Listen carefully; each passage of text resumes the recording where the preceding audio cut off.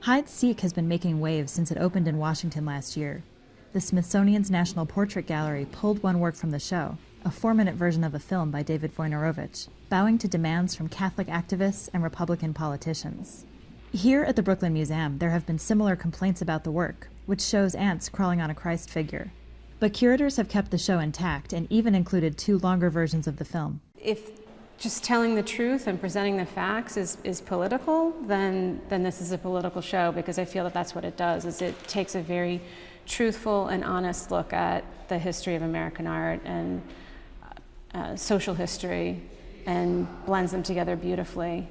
Among its roughly 100 works, Hide-Seek counts many big names in American art, including Jasper Johns, Andy Warhol, and Grant Wood and Andrew Wyeth.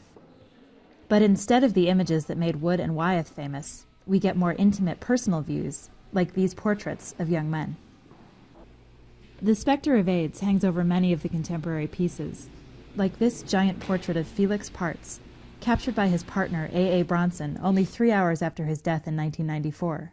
At the time that I took the photo, it's like the hairs on the nape of my neck stood up. It's like a kind of harrowing image. And I knew that I had to do something with this image, but I didn't have the slightest idea what I would do with it.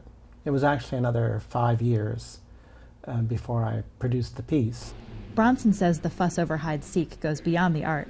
It reveals deep-seated divisions in the way Americans view the subject matter itself.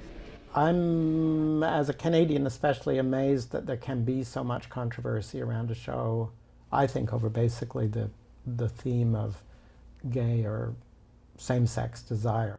Others have called the show too cautious.